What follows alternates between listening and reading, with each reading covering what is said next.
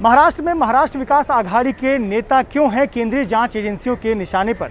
आखिरकार क्यों महाराष्ट्र विकास आघाड़ी के आधा दर्जन से ज़्यादा नेता, विधायक, सांसद, उनके परिवार के सदस्य ईडी के रडार पर हैं? नमस्कार, मैं हूं मृत्युंजय सिंह। आज मैं और मेरे सहयोगी रौनक कुकड़े आपको बताएंगे कि आखिरकार क्यों महाराष्ट्र विकास आघाड़ी के आधा दर्जन से ज़्यादा नेता ईडी के रडार पर हैं। मुंबई के बेलाड पियर इलाके में स्थित कैसर-ए-हिंद का यह ईडी दफ्तर इन दिनों राजनीति का अखाड़ा बना हुआ है। इसकी वजह है महाराष्ट्र विकास आघाड़ी के आधा दर्जन से ज़्यादा नेता को ईडी ने समन जारी किया हुआ है, जिसमें कई बड़े नाम भी हैं, जिसमें महाराष्ट्र के पूर्व गृह मंत्री अनिल देशमुख हैं, शिवसेना के नेता प्रताप सरनाईक, पूर्व मंत्री एकनाथ खडसे, महाराष्ट्र सरकार में मंत्री अनिल परब, शिवसेना की सांसद भावना गवली, यहाँ तक कि एनसीपी के बड़े नेता प्रफुल्ल पटेल, संजय राउत की पत्नी वर्षा राउत, साथ ही साथ अजीत पवार भी कहीं न कहीं ईडी के रडार पर हैं। रौनक, आखिरकार क्यों ऐसी स्थिति आई कि महाराष्ट्र सरकार के मंत्री, महाराष्ट्र विकास आघाड़ी के बड़े चेहरे, बड़े नाम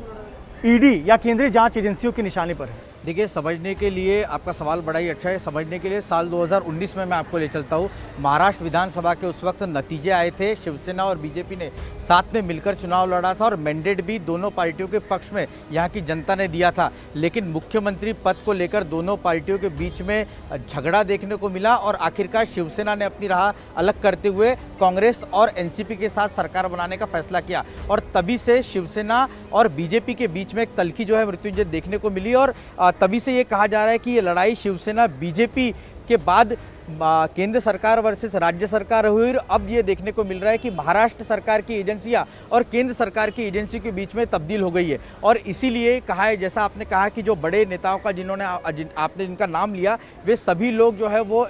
केंद्रीय जांच एजेंसियों के निशाने पर दिख रहे हैं और ख़ासतौर से अगर बात करें तो ईडी के निशाने पर ज़्यादा देखने को मिल रहा है। अनिल देशमुख जो महाराष्ट्र के पूर्व गृह मंत्री रहे, उन पे इतने गंभीर 100 करोड़ रुपए वसूली के आरोप लगे, जिसकी वजह से केंद्रीय जांच एजेंसियों को हरकत में आना पड़ा। इसी तरह के आरोप जो है प्रताप सरनाईक पर भी लगे। उन्होंने एमएमआरडीए में एक बड़ा कॉन्ट्रैक्ट लिया हुआ था और उसके बाद ये आरोप लगे कि वो कॉन्ट्रैक्ट जो है उसमें बेनामी ट्रांजैक्शन हुए, मनी लॉन्ड्रिंग हुए और इसकी शिकायत बीजेपी के ही एक पूर्व सांसद किरीट सोमैया ने जांच एजेंसियों की तरफ की थी और उसके बाद जांच एजेंसी हरकत में आई है और लगातार कई नेताओं को समन जारी कर यहाँ पर पूछताछ के लिए बुलाया जा रहा है। हालत यहाँ तक आ गए है कि 5 बार से ज़्यादा अनिल देशमुख को जो है वो नोटिस समन जारी किया है, लेकिन अब तक वो यहाँ नहीं पहुँचे। कभी वो सुप्रीम कोर्ट का दरवाज़ा खटखटा रहे तो कभी हाई कोर्ट जा रहे, लेकिन अब उन्हें लुकआउट नोटिस जो है वो जारी कर दिया गया है। जी रौनक, जैसा आप कह रहे हैं कि यहाँ लड़ाई बीजेपी बनाम शिवसेना, केंद्रीय एजेंसी बनाम स्टेट एजेंसी, साथ ही साथ यहाँ जो राजनीतिक अखाड़ा बना हुआ है, कहीं ना कहीं यहाँ ईगो भी दिखता है।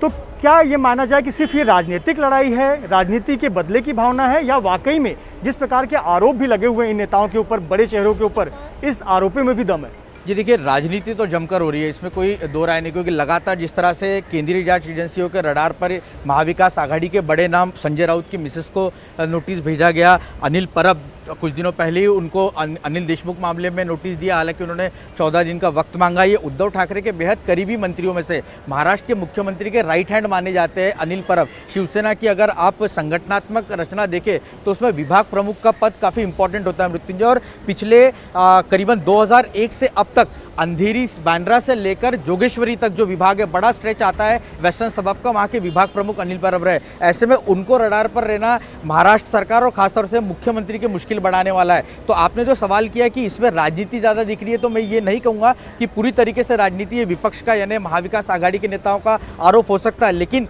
जिस तरह के सबूत और जिस तरह के आरोप लगे वो बेहद गंभीर है और ये शक इसलिए ज़्यादा गहरा हो जाता है कि अनिल देशमुख जैसे नेता जो गृह मंत्री जैसे पद पर रहे, 5 नोटिस के बाद भी वो अब तक ईडी कार्यालय में नहीं पहुंचे, लगातार हाईकोर्ट हो या सुप्रीम कोर्ट का दरवाज़ा खटखटाते दिख रहे, तो इसलिए शक बहुत गहरा होता है और ये आरोप भी पूर्व मुंबई के जो आयुक्त थे परमबीर सिंह, उन्होंने लगाया है, इसलिए ये बहुत गंभीर मामला हो जाता है। जी निश्चित तौर पर बहुत गंभीर मामला हो जाता है। रौनक, यहाँ हम क्या देख रहे हैं? क्या मंत्री के बदले मंत्री, हमारा वर्सेस तुम्हारा, अगर फलाना नेता हमारा तो ये नेता तुम्हारा, ऐसी लड़ाई चल रही है और इसमें नेताओं को टारगेट किया जा रहा है क्या? विपक्ष भी लगातार ये कहता है कि ये बदले की भावना से की गई कार्रवाई नजर आती है। संजय राउत का एक बयान आपको याद ही होगा। जी, निश्चित तौर पर अनिल परब के संबंध में जब ईडी ने उन्हें नोटिस जारी किया, उसकी टाइमिंग को लेकर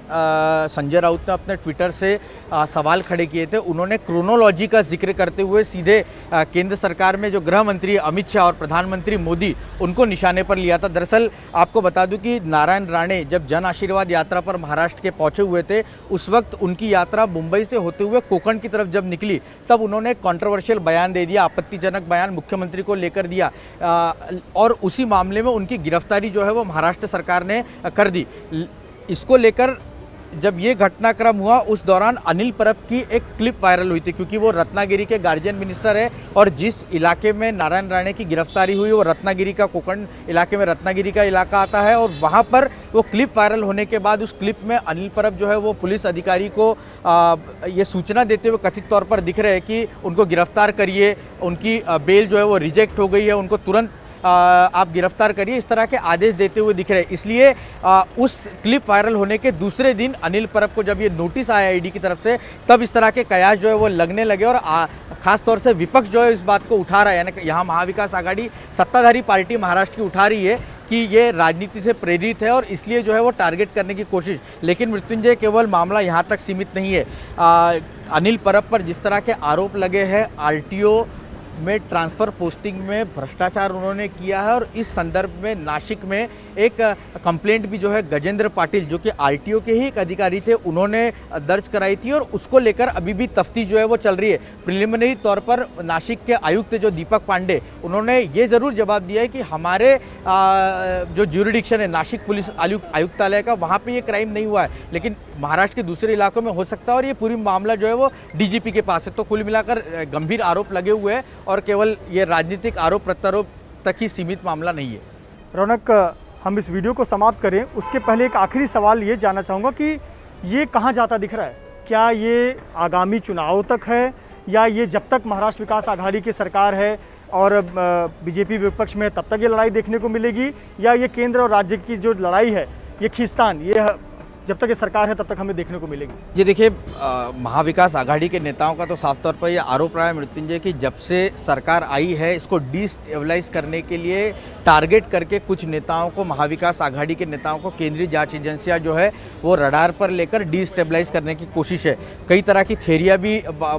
देखने को मिलती है राजनीतिक हलकों में कि इसको टारगेट किया तो ये सरकार, ये पार्टी जो है वो बहुमत, अपना समर्थन जो है वो बाहर निकाल लेगी। लेकिन कुल मिलाकर अगर देखें तो बीजेपी की स्ट्रैटेजी कि जितना इस सरकार को बदनाम किया जा सके, और इसी के लिए किरीट सोमैया जो बीजेपी के नेता हैं वो लगातार इन सभी नेताओं को टारगेट करते हुए दिख रहे हैं। फिर शायद सोशल मीडिया पर लगातार उनके ट्वीट्स देखे या मीडिया में उनके बयान देखे, लेकिन सबूत के साथ। यही वजह है कि बीजेपी जिस तरह का ये गठबंधन हुआ है उसको एक तरफ एक्सपोज कर दूसरी तरफ भले ये सरकार एक बार अगर गिर जाए तो दूसरा विकल्प देने की कोशिश करेगी। लेकिन पहली स्ट्रैटेजी ये है कि इन लोगों को जितना लोगों में बदनाम किया जा सके, इनके नेता कितने करप्ट है, ये स्ट्रैटेजी के तौर पर काम हो रहा है, ऐसा मुझे लगता है। बहुत बहुत शुक्रिया रौनक, जिन्होंने बताया कि किस तरह से महाराष्ट्र की राजनीति में ईडी का ये दफ्तर राजनीति का अखाड़ा बना हुआ है, यानी कि आने वाले समय में भी इस राजनीति के अखाड़े में राजनीति के दांव पेच देखने को मिलेंगे।